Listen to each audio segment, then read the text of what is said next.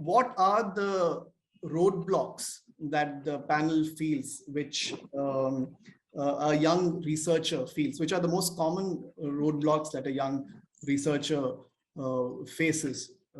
Dr. Pratibha, would you like to start with the... Yeah, okay. What I feel is the roadblock is right from the school or college days, it's there that needs to be inculcated about research. So that is not done.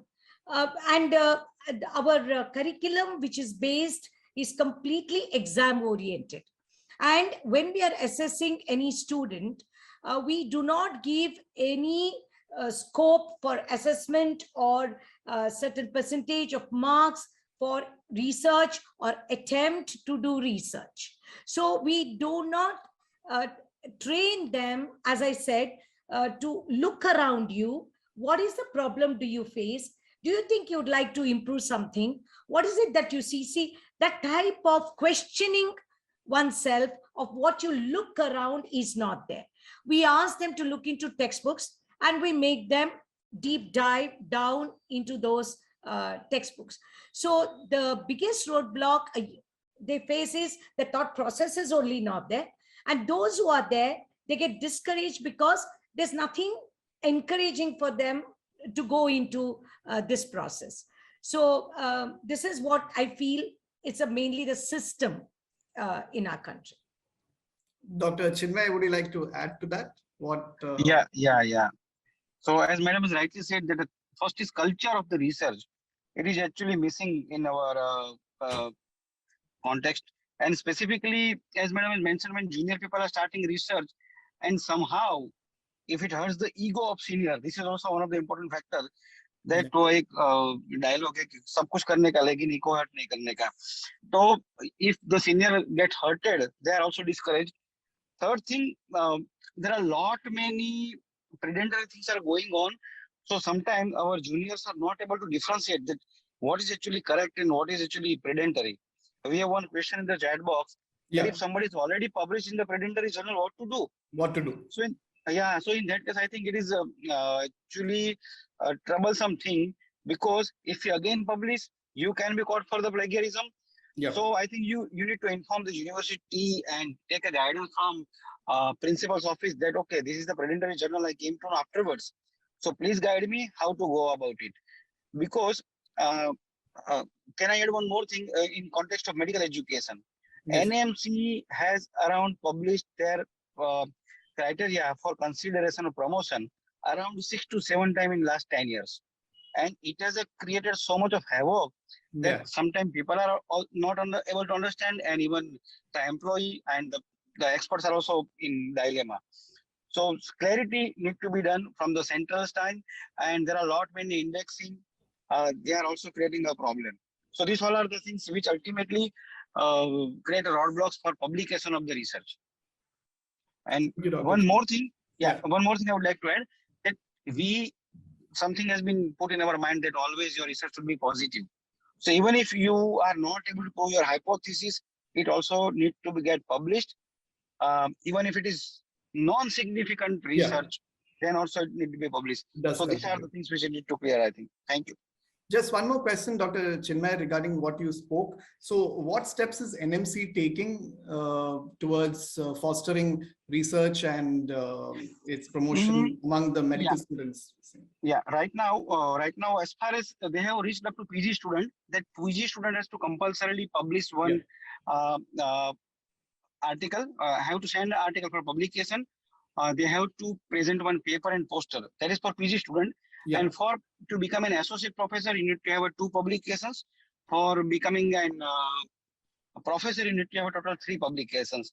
And so they have clear-cut guideline has been created that it will be considered only original article, meta-analysis, and case series will be considered, and indexing in PubMed, Scopus, Embase.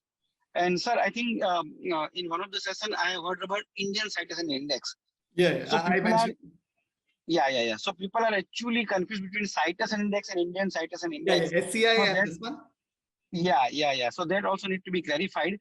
That basically NMC is asking for citation index, and I am laughing because if you put in search impact factor, which we usually judge the journal, that okay, the NMJI has a highest impact factor. So there are, right now, if you search impact factor, you will get 10 different types of impact factor. Exactly. So people are misusing the word like anything, and it is misguiding the people. Yeah. So this is how NMC is trying to streamline the things, and people are trying to deviate the things. Thank you. All right. Thank you so much, Dr. Chinmay. The next question is to Dr. Lokesh and Dr. Susan. Based on your experience, what would be the qualities which you feel would, I understand there is the learning curve is quite steep initially. But following that, what are the qualities which in researchers you have seen who have a lot of publications, who are very active in research? Some of those qualities which you feel. Dr. Susan first. So just to clarify the question, we are trying to talk about researchers who have multiple publications and the qualities. Yeah. Okay. Thank you for the question. So one of the things that one of our professors, when I attended, she told us on this platform, it was a conference, she said, you focus on one thing and go behind it. So one of the things that I have seen is that a lot of passion is the first drive to go behind, read the literature, and really come down to the point where the researcher wants to find out what they want to find out. And because of this passion, it drives everything. They want to do it in the right way, the methodology, they go behind it, and they have a very profound literature review, so that they will go and pick up what is there in our setup and what is not there. And this enables them to bring about good quality research papers that are relevant in our situation and which contributes to the global platform. So in essence, the first thing would be the passion and the commitment, because that will broaden things. Second is a deep literature review. That gives them very clear picture of what can be done. And third, both of this combine together to put it in with right research methods. So in some, we can go ahead with an observational, some we can actually do an interventional study. So they read multiple papers, get ideas how one objective was found out in different methods, pick up something nice, and ultimately good results, it will drive into good writing of research papers that highlights what is the crux that needs to be conveyed. And that keeps adding multiple publications, encouragement, all the citation and author factors automatically pick up, and that promotes them. So for a great researcher, I think at the root, it is passion along with good knowledge. Thank you so much, Dr. Susan. Dr. Lokesh, what are your views on this? Yeah, Dr. Prateesh, to complement what Dr. Susan was mentioning, for me, what matters is the self-motivation and the passion. Dr. Lokesh, a little louder. Yeah. People are still having a little different. Yeah. Am I audible now? Yeah. Better. What matters the most for me is the self-motivation.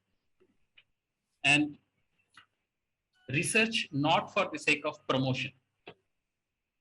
We must not get bound to the regulatory guidelines. Having fixed a set of publication in high impact factor or whatever it is.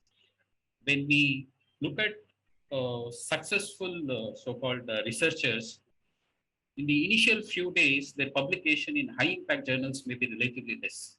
As they grow, their publication in high impact journals, the number of publications and publications output and its implementation will actually get stabilized and well recognized after the first few years or maybe even decades. So what really matters is the self-motivation, passion, and updating their knowledge in the area in which they want to get settled in. And as mentioned by Dr. Susan, timely encouragement. Encouragement need not be only in the form of monetary benefits, even any sort of encouragement which actually recognizes their work will really be the critical component in sustainability of research and research output. Thank you. Thanks a lot, Dr. Lokesh. My last question to Professor Jayadevan, before I take up the questions that have been put up in the chat. As a medical person, even when we talk of research among the healthcare workers and the doctors per se, most of us feel when you come to the biostats part, that is something which I wouldn't say scares people, but it is something which we feel very uncomfortable with. And even when you read something, it just vanishes in a few weeks or a month's time, what you've understood. So what would be your suggestions to the participants, how to approach? Because if you have noticed, the maximum questions which came up and from during this entire CQE was with relation to your talks and your talk. So what are your suggestions which could make it easier for the young budding researchers or those who are actually in it to, take off not to be in awe of this and to make things easier for them? Yeah, thank you. Thank you. The first thing what I want to mention here is, as many other speakers mentioned, panelists mentioned, so we should start from the basics, from the beginning of year one of maybe MBBS or all the healthcare programs. You can see other part of the world, especially you can see in the EAE, any program you join, the MBBS or BDS or a pharmacy or whatever it is, one full course is biostatistics. Okay. One full course is research methodology. These two courses are common for all programs, irrespective of undergraduate or postgraduate. So what they are learning actually, what is the importance of statistics? The other second part, what I can say is, we should encourage them to learn not the theoretical aspect. We should encourage them to learn the skill, how to do. Now softwares are available, where to use, what to use, how to interpret the thing. These are the three aspects we should teach the students.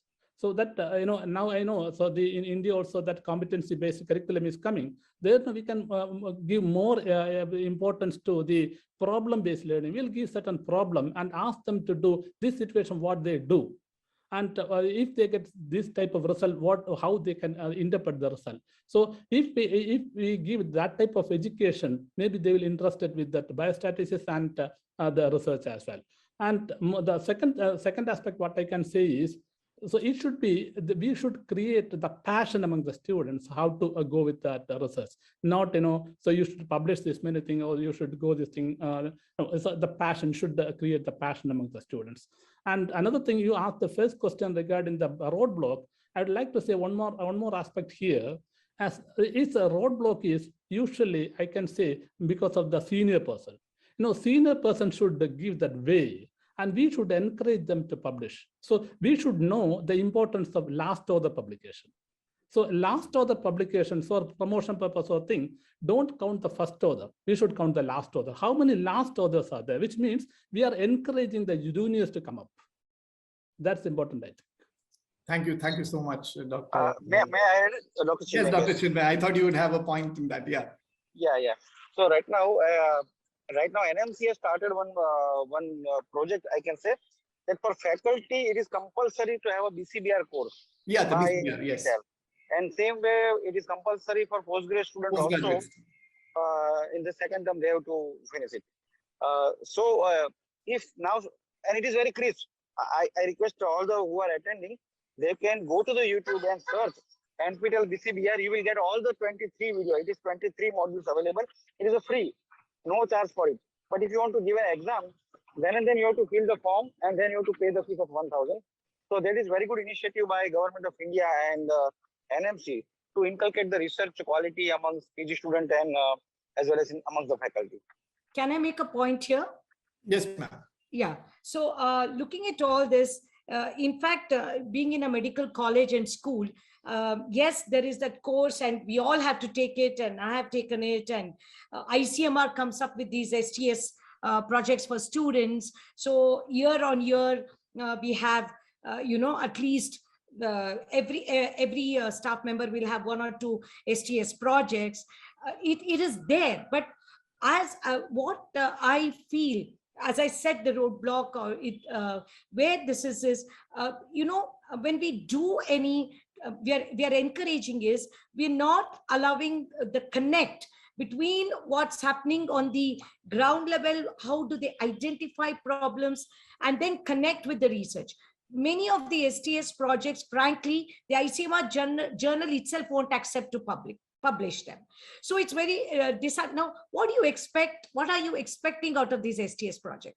So I think the clear-cut guideline, like how do you want to do, and as you said, that topic, I loved it, and I learned a lot from doing the topic that was given to me today. How do you generate an idea, and how do you convert it into a research question? How do you make it, which is viable and useful to the community? So somewhere I feel that link is not there. Yes, staff members are publishing, PhD is done, but then after PhD, I've seen what happens. The PhD is there for a PhD sake, but does it dive down and something policy change happens to the government with a PhD, or some sort of a new thing? That somewhere I feel that connect is not there. That's what overall I feel in this. Thank you so much, ma'am.